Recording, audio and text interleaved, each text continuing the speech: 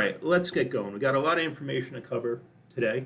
Welcome everyone to LSC Digital's What's Up with Google, the changing SERPs and what they mean for you. This is part of our series of webinars that we try to do every month that has valuable information for everybody in regards to what's going on in the online marketing space, everything from search engine optimization to landing page optimization to paid search, you name it. We're a full service online marketing firm, been around for about 15 years. We're part of a larger company, List Services, that's been around for about 40 years, which is a database company. So that's the real 2-second pitch about us. And without further ado, let's start talking about Google SERPs. So what are we going to cover today? Here's the brief agenda, is that we're going to start off a little bit with some definitions. I see people use some terms that are very important interchangeably that mean different things. So I just always like to take a quick second to just level set and make sure we're all talking the same language. Then we're going to start talking about Google search engine results pages. They've been gradually changing for years and years and years, but it's really accelerated the past couple of years. And that's really the goal of today's call, is really to talk about those changes, why they're happening, how they're impacting you, and really what you can expect moving forward for the rest of the years, but also some strategies and tactics to work within all these changes that are really, it seems to be speeding up quite a bit. So let's start diving in. Definitions. First, what is a SERP? A SERP is a search engine results page. So that's what shows up when you go to Google and you type in blue widget and all those search results show up. That is a SERP. SERP engine results page. And we're really going to be talking a lot about two types of traffic. Organic search results. So in theory, those are the natural rankings. You don't pay for those. Those are based off the algorithms that say, hey, this is the best piece of content for this search that's being done. And you don't pay for those directly anyway. You know, you might work with a search engine optimization firm, pay for content, things like that, but you're not paying to rank number 3 per se for that term, for that piece of content. So those are the natural rankings. Next are the paid search results. So that you do pay for. Basically say, hey, I'm willing to pay 50 cents, $20 per click to rank for this term. And that varies greatly depending on how competitive the terms are, and those you pay for.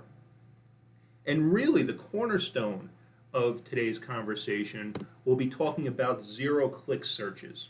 And this is what's really getting everybody up in arms, and this number that's growing. Now, what are zero-click searches? So those are searches that are being done on Google, but not driving traffic to anybody's pages. So either somebody isn't finding what they want, or they're getting all the information they need on the on-page results of Google, having no need to click through to the web page. And this is really where there's a lot of conflict right now, and a lot of news and a lot of discussion about these zero-click searches. And now we're going to talk a little bit about some stats. And I'm sure probably a lot of you people have seen this chart. It's from SparkToro. It's actually, SparkToro is a new company being started by Rand Fishkin. And many people might know him from Moz. He was the founder of Moz, great SEO firm, great SEO tool that I highly recommend. And he's struck out and he's starting a new venture. But he's been talking a lot about what's been going on at Google the past few months, and he's really doing a fantastic job of putting some stats together. And this is probably a really important graph and very valuable graph. And it really shows you what's going on with Google desktop search clicks and zero-click searches. And let's go through it real quick. So what's this blue line? Okay, this blue line is the organic click-through rates. So somebody does a search on Google, organic, so the results that you're not paying for, and click through. And those have been on a steady decline from January 2016 to June of 2019. So basically going from a little over 64% to 59%. Now this next line in black is the zero click. So that's somebody doing a search result populating, but nobody clicking through to somebody's web page. Okay, now there's always been zero-click results. Not all the time. Even in 2005, where everybody 100% of the time clicking through to websites. Sometimes they didn't find what they needed. They did further searches, but this number is steadily increasing. So ultimately, less traffic is going to webmasters through both the organic results, but overall. And then finally, this last bar is clicks that are occurring on paid advertising. So now somebody bidding for a keyword, somebody saying, hey, I'll pay $2 for a click to rank for the term blue widgets. And that has been steadily increasing significantly. So in January of 2016, about 4% of all clicks that occurred on the SERPs were on paid advertising. Now, it's almost 7%. So that's a huge increase. So 7 times out of every 100, somebody is clicking on a paid ad.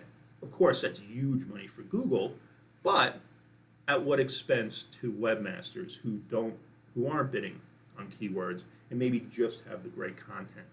Now, why is this happening? What's going on that less and less traffic is going to webmasters? And what I found, this was honestly, this is kind of funny. So I was doing a lot of searching, trying to find a search result page for, going back to about 2005, 2006, because this is when things really started to accelerate. And I found this, and the search was climbing Kilimanjaro. Now, everything here is an organic search. There's not a single ad right here.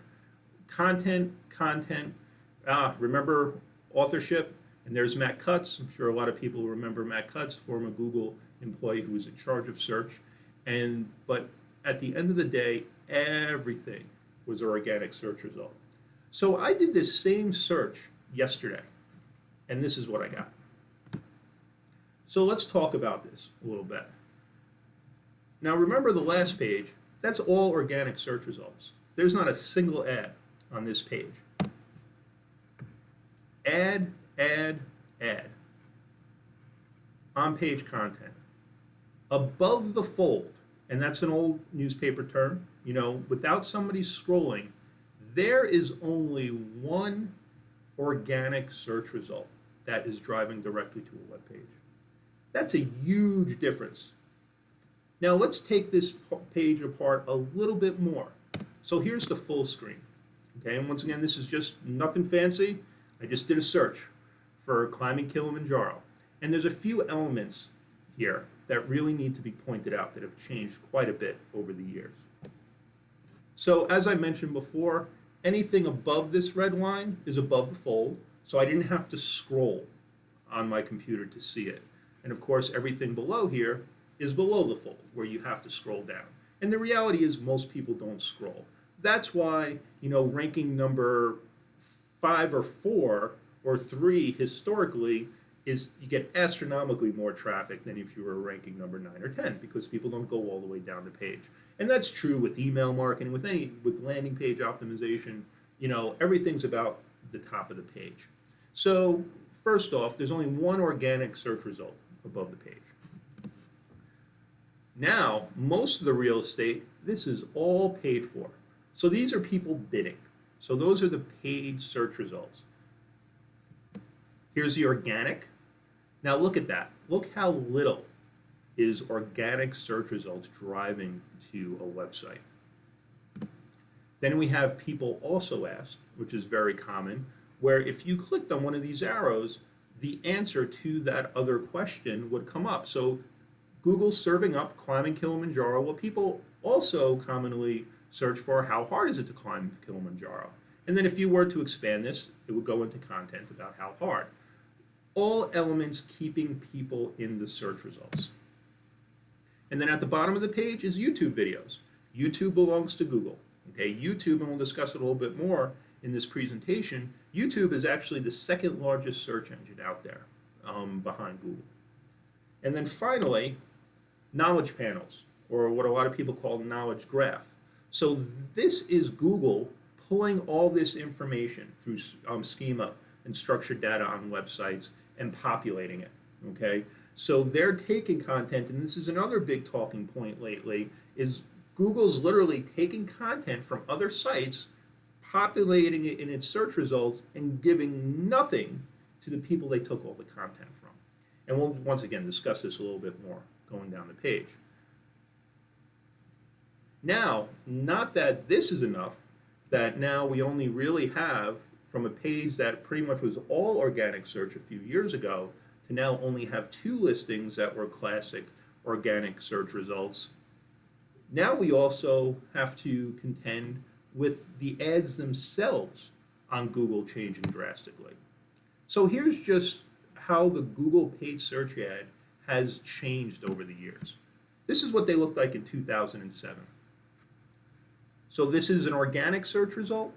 This is a paid search result. Ads related to, very clear what was an ad, what wasn't. They used to be highlighted, very clear, hey, this is an ad that you're clicking on. 2013 changed a little bit. This big highlighting changed to just a big yellow ad, but still kind of clear that this is an ad, this is an organic result. 2014, that little ad is getting a little bit smaller. 2016, the ad has changed from the yellow, the contrasting yellow, to actually now be the same color as the link to click through. And then finally, once again, this is a search that I did yesterday. This is what paid search's ad looks like now. Now, no longer has the green background, looks a lot like the link, and this is an organic search result. Kind of getting hard to tell the difference. So this is what's going on as far as desktop and laptop. And these are changes that have happened through the SERPs. And once again, as you can see, really have accelerated the past couple of years that are starting to cause some challenges to businesses and companies' website presence that are really starting to take notice now. Now, if you think it's bad for desktop and laptop, let's talk about mobile. Mobile, it's a whole different scene, and it's quite more drastic. So let's go through the numbers again. So the black, once again, is the 0 clicks. So somebody doing a search on a mobile device, on Google, and them not clicking through anywhere. Now, back in January 2016, 55%. Now, it's almost 62%. So 62% of all searches that are happening on a mobile device on Google are not turning into a click to a website organically, okay? Now, here's the organic click-through rate, and look at this. Back in January 2016, it was 41%. Now, the organic search results only get clicked about 26, 27% of the time. That is a huge drop. And then, if we start looking at the clicks on paid ads on mobile, it is huge. Back in January of 2016, when somebody did a search on a mobile device on Google, about 3.29% of the time, they clicked on a paid search ad. Now that number is up to over 11%. And I'll show you why. So, last night, preparing for this presentation, I said, hey, I want a really good screenshot of what happens when Google, when you do a search on a mobile device. So I did one on my phone. It's an iPhone 8. It's the extra large one, whatever one that is. And I did a search for climbing Kilimanjaro. And this is what came up. The only option I have if I don't scroll is 2 ads. So if that doesn't really resonate with people, that there's a big push, especially on mobile. It's all about the advertising. And that's really a huge revenue source for them. So with that being said, is organic search dead, or is it dying? Short answer is no. Of course it's not. Okay, but the reality is there are new challenges, and it's only going to get harder. So the next part of this presentation, we're going to talk a little bit about some new realities that you need to be thinking about with your search engine marketing, but also your website moving forward. And then we'll start getting into some tactics and that are hopefully things that you might be doing, thinking about doing. Hopefully, you can start putting into place at your organization to start dealing with this. Because guess what? It's not going to change. It's not going to get any better, so to say. So, moving forward, let's talk about some of these realities. So, if anybody's attended any of our previous webinars, especially a previous one I've done on SEL, has seen this graph. Okay, this was the search engine landscape in 2005. So it was very competitive. It was 37% Google, 30% Yahoo. You had MSN in there. You have AOL. You have FGs. You have all that fun stuff. Okay, so it's a pretty competitive space. But it's 14 years ago. This is where we're at now. And I really wanted to take a second with this. Even though everybody's seen a graph like this, I'm sure in the past 6 months, this is nothing new. I really wanted to drive a point home to you, to people, because I actually got into a conversation a few days ago with a friend, and he actually said something that I never even really thought about, what some people might thinking that really needs to be addressed. Look, the reality is, all this green, that's Google. Okay, Google is 95% of all searches that are done. The very, very next competitor to that's a non-Google property is 1.6% of all searches that are done every day. That's nothing compared to Google. Google, like I said, is about 95%.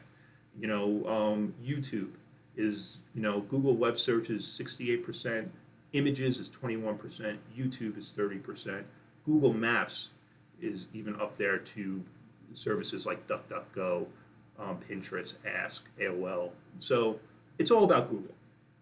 And we were talking, we got into a conversation, there's something that I realized. He was really thinking that at some point, people are going to get so sick of Google that there's going to be this big shift in usage from Google to some other new platform, whether it be DuckDuckGo or whatever that platform may be. Now, the challenge is with this thought, in my opinion, is that he's looking at it from a business owner, as a website owner, as an online marketer. He's not looking at it from a user's perspective. Guess what? The user, the prospect, the client, the customer, whoever, the person you're looking to get to your site, could care less if it's a search result that is paid for, or a search result that is organic, or if it's a search result they never have to leave the Google search page for. All they care about is if they put in a search and they get what they're looking for. So the reality is, for anybody who's hoping there's going to be some good, some big shift and this is all going to go away and there's going to be a tipping point where Google went too far, the reality is, as far as users are concerned, as long as they're getting the best search result, they likely don't care. They don't pay for those ads. What do they care? As long as they're getting what they're looking for. So if anybody is really pinning their hopes on some major shift in usage that happens organically, I highly doubt it. I wouldn't be pinning my online marketing hopes on that. Now, who knows? I don't have a crystal ball, but it doesn't make sense. And this is a little bit different, too, than when it was, and I was very lucky because I started in the online marketing space in the late 90s, so I've seen the whole progression till today. Is the fact of the matter is, this is now a very mature market. It's a very mature company, okay? It's not as Wild Westy as it once was. If that's totally not a word, but I'm going to use it. And the reality is, this is very established, and Google is giving people the search results they want. People are using Google. They're using it more. Their market share is actually growing. Their searches that are happening every day are going up. So that's not going to happen. So here's some more fun realities for you, if that wasn't depressing enough.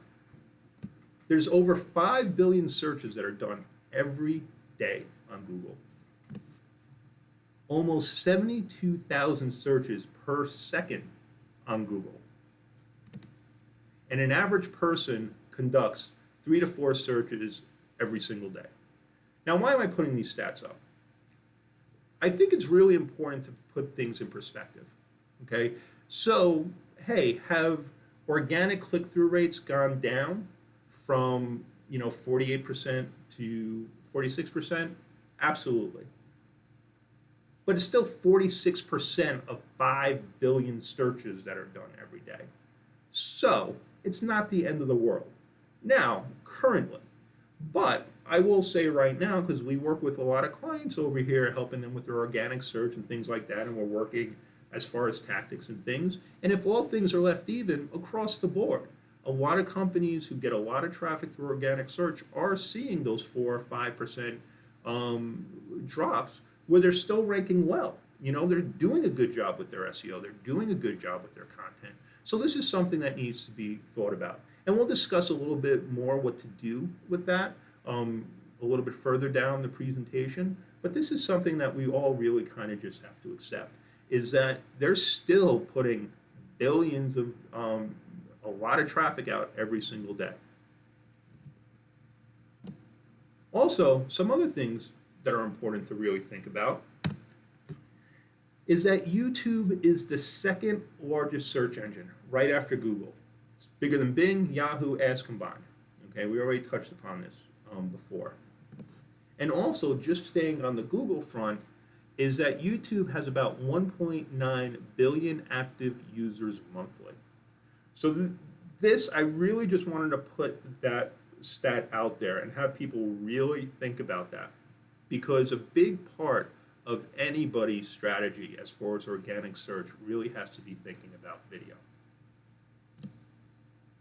And here, now we're really going to get into new stuff. I think everything beforehand, the last couple stats, aren't really surprising to anybody.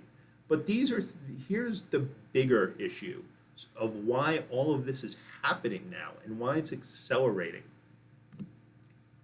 In 2014, all right, Google spent a little over $500 million to purchase artificial intelligence company DeepMind. Okay, now over the past few years, they've purchased 38 AI-related businesses. So what's going on there? As AI gets smarter, they'll be able to answer more questions. Now, everybody on this call, if you're in the business of providing one-shot answers, like how old is, whoever, or what's the temperature for this, or what's the recipe for this, you're really going to be in trouble. Because as Google's indexing and taking this information in, and AI is getting smarter and smarter and smarter, they're going to be able to answer more and more complex questions, okay? And keeping that traffic on Google, okay, where they can then monetize it or sell it. So that's extremely important to think about, is how AI plays all into this. And one thing that has occurred that I've seen over the past 6 years, I would say about 7 years ago, and I might be wrong, and anybody can correct me, we started hearing about what's called rank brain. There's really 3 things Google ranks a site with. Content, what's the internet? The internet's content. That's your videos, that's your websites, it's all that. That's what the internet is. The internet is content. The second thing that Google ranks sites with is links. That was really what put them on the map, in the beginning, was they were the first one to take off-site factors and look at those links as like votes. So they were the first ones to get away from just looking at the website where people could game keyword density, things like that, and see, hey, who's linking to this site? Hey, if these are quality sites too, the days of PageRank, if really great sites and reputable sites are linking to this page of this site, this must be a really good site. Okay, but always in the background was rank brain. And we did a video, I mentioned our YouTube channel a little while ago, and it was part of our another webinar that we did, is rank brain has always been kind of in the background. And what that was is artificial intelligence. So, in the early days, people would review sites at Google. Well, of course, that can't happen anymore. Even though they have 90,000 employees, nobody could possibly do that. They started using artificial intelligence to judge the quality, the navigation, the experience, the relevancy on the site. And rank brain is becoming more and more and more and more and more involved with rankings, okay? So bringing it full circle to my point, as AI develops, you really need to be thinking about the type of answers that the type of content that you're creating. Because if you're just giving one-shot answers that can be easily answered, hey, what's so-and-so's age? 71. What's the weather like outside? Sunny, 82 degrees. You're really going to find yourself in trouble. Now, why is this all happening? And especially, why has it accelerated so much, really, these past couple of years? And I'll tell you why. That's why. Voice search. Now, for many of us, voice search is really just starting the past couple of years coming into our lives. But Google, with things they were doing back in 2011, it was very clear they were already thinking about voice search back then, 8 years ago. And that's really what's going on, is that by Google keeping more information and keeping it in the SERPs, they're answering those questions without having to drive that to a website. Because you can't answer voice search having to bring somebody to another site. You can answer it by keeping it on your site. So they've really moved, and I'll just read a little bit of this quote. I know you're not supposed to read your PowerPoints, but the move toward one-shot answers has been just slow enough to obscure its own most important consequence. King of the internet as we know it, the conventional web with all of its tedious pages and links is giving way to the conversational web in which chatty AIs reign supreme. This is extremely important. So when you ask, and I do it all the time, I haven't even realized how much voice search is in my life, but I do it as far as weather. I do it on my phone. You'll be surprised how often you're using voice search now, and that's where everything is going. I'm sure everybody on this phone has an Echo or has a Home or whatever other devices out there that they use to listen to music and answer simple questions, and it's just developing from there. But that all starts with the search engines. And this was an interesting article that I read on Social Media Examiner where he really had the epiphany, the writer, is that Google, when it started, Google really wanted to, and this was their goal in the late 90s, early 2000s, and till fairly recently, they would even say it publicly, is get as much relevant information in front of you, to get you where you want it to be on the web. That's actually been in the past, one of their ways that they're talking, hey, we're not a monopoly. We've always been trying to get people off of Google as fast as possible, whether that was whether that was clicking on our ad or organic search result. They were actually trying to get people away from Google. And that's always been kind of their defense of like, hey, we're not a monopoly. We're pushing all this traffic out. That's our goal, is to push all that traffic out. And that's what's changing now, is that they're no longer pushing that traffic out. They're keeping that traffic there. But the kicker is they're doing it with webmasters' content where they didn't pay for, okay? Back in the day, there was this kind of symbiotic relationships. Hey, we'll follow your rules, we'll give you our content, and you'll send us traffic. Now, granted, I can't stress enough, they're still pushing a ton of traffic out there, but now they're keeping more content and displaying more content on their own searches. So they're starting to get into a little sticky area, which I will be very interested to see how that develops over the coming years. So that's what's going on with voice, and that's the driver of a lot of these changes, is voice search. Now, if I was to stop the presentation here, it'd be a pretty depressing presentation. But there are things you can do, okay? And there's some things that you can outcompete AI with. There are things that you can do to maximize the traffic that's coming to your site that you really need to be thinking about. So let's start looking on the brighter side. So what's one thing Google can never answer?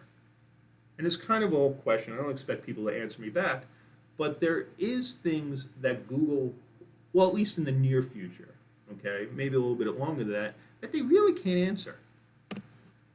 And the major thing is expert advice and opinion. You got to remember that voice search and SERP results, when you look at those results, they're very straightforward one-shot answers like we've spoken about before, okay?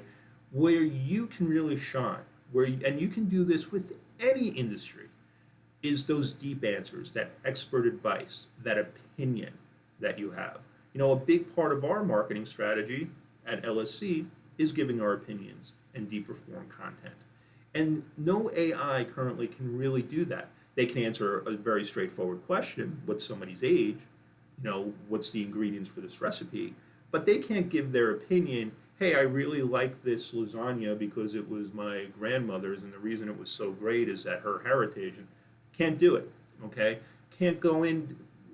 Ask Google about about the SERPs and what's going on. They can give you citations, but they can't answer those questions. Okay, so any search engine marketing strategy really nowadays you really need to be thinking about expert advice and opinion, and really having that deep content. And you guys have heard me say this a ton of different times on a ton of different webinars, and my clients hear me say it all the time. You really need to have that deep content, because that's where you can win.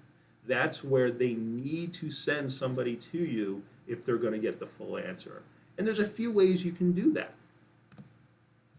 One is that you really need to up your game with opinion and long-form content. One way that we do it at LSC Digital is through video. I'll give this hour-long webinar today, and we'll edit it. We'll put up videos.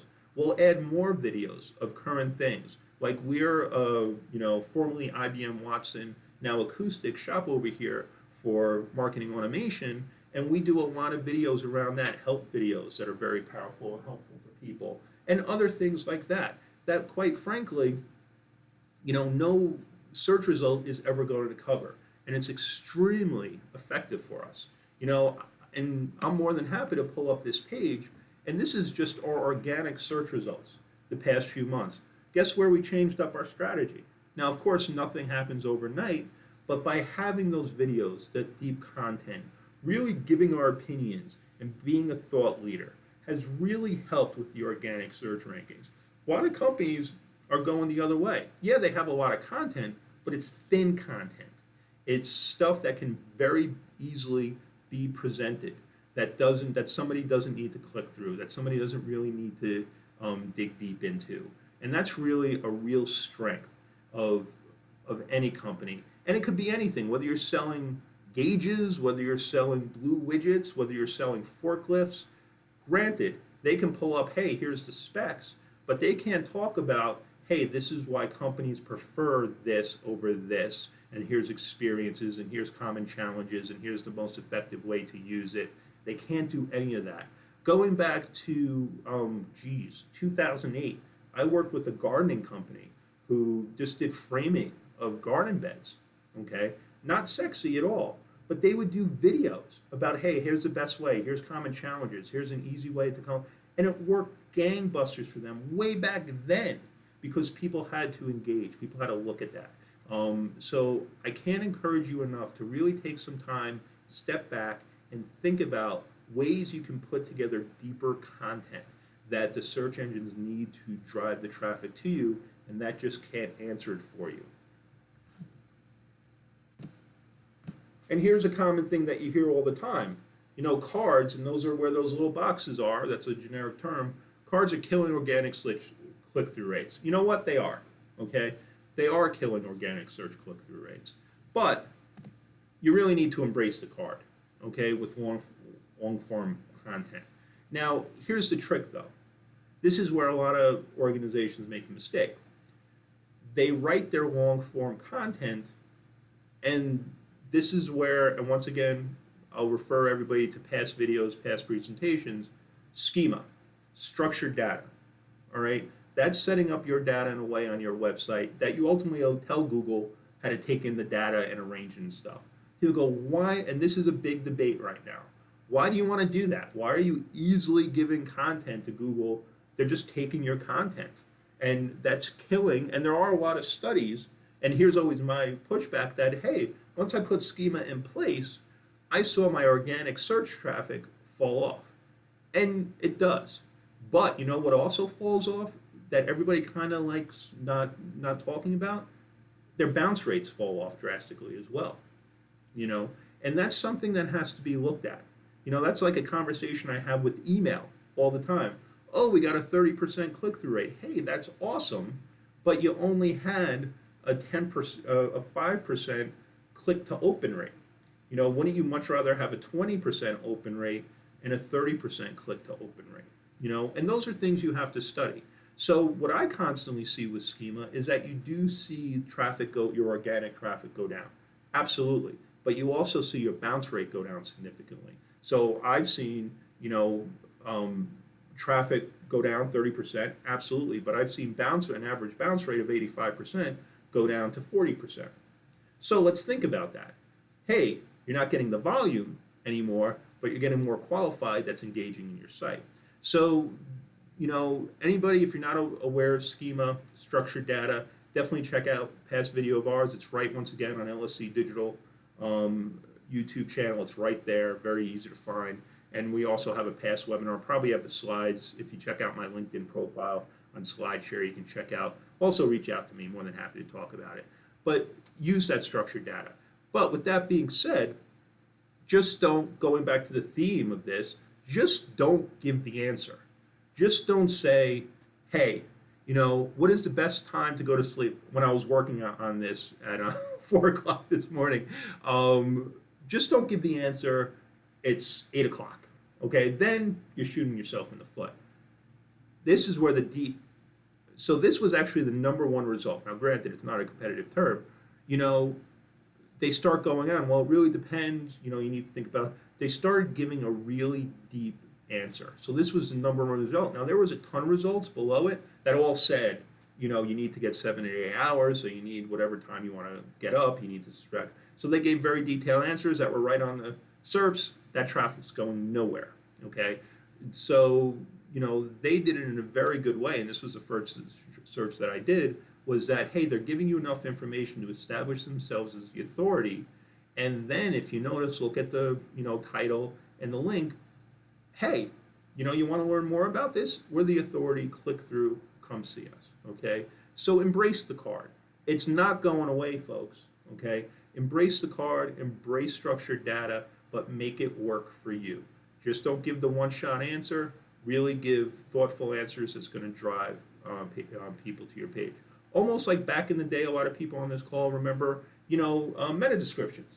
It was all about, hey, that's the sales copy. Well, guess what? Cards are. Think of them as your sales copy, okay?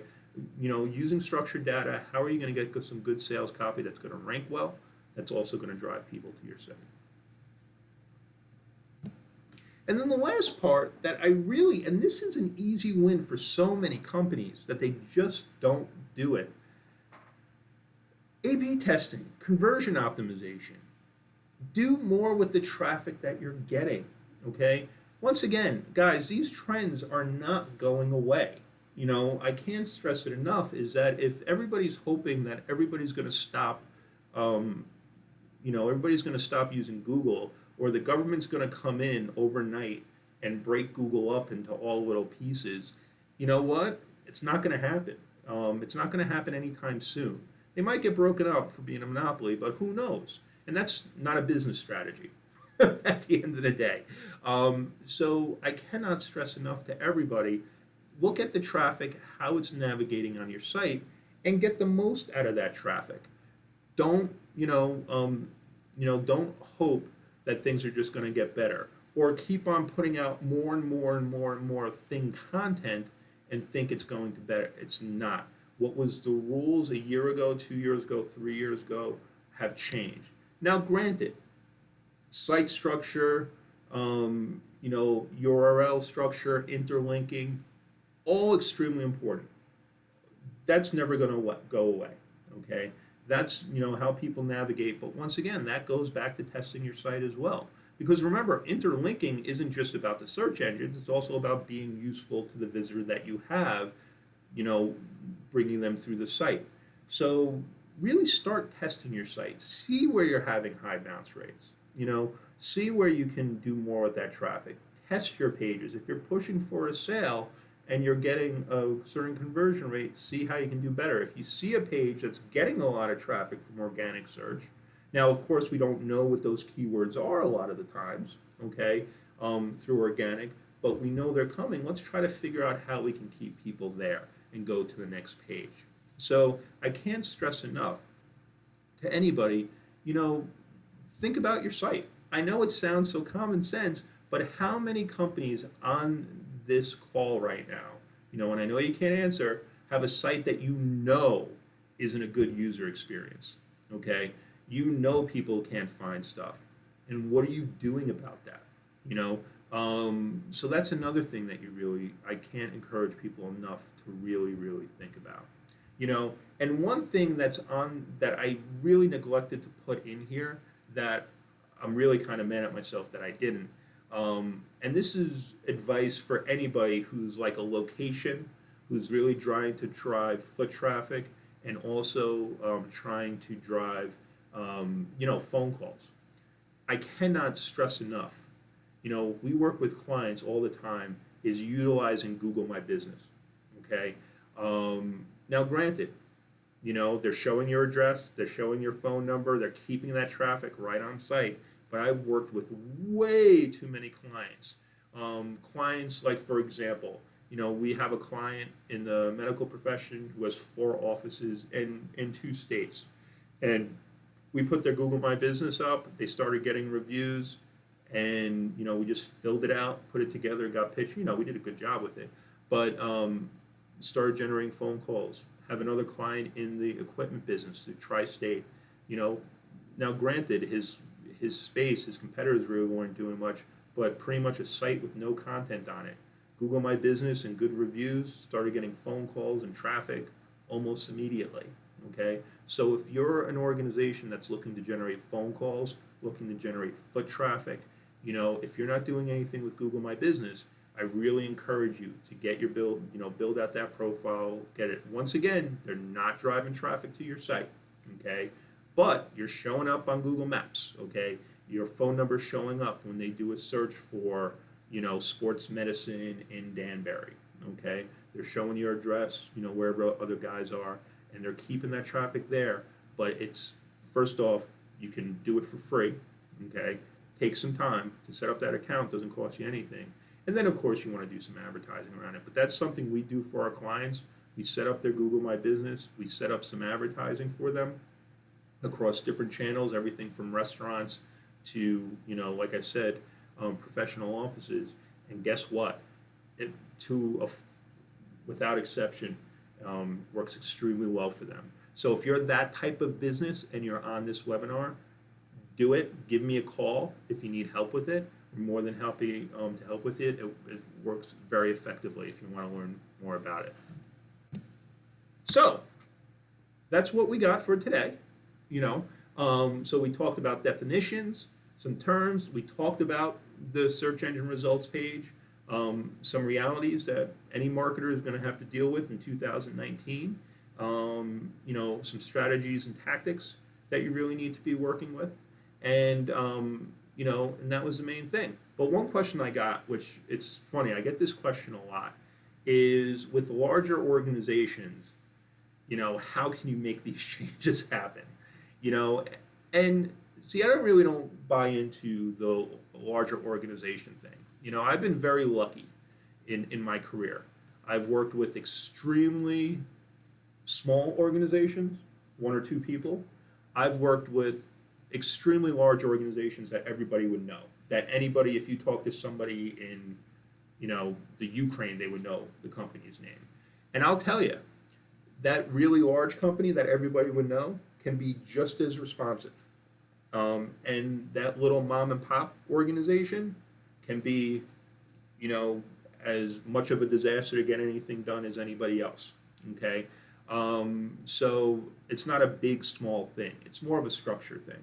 It's more of, first off, if you're the person, who's kind of taking the orders, you got to do your homework. You got to show all your work. You got to be a little dogged.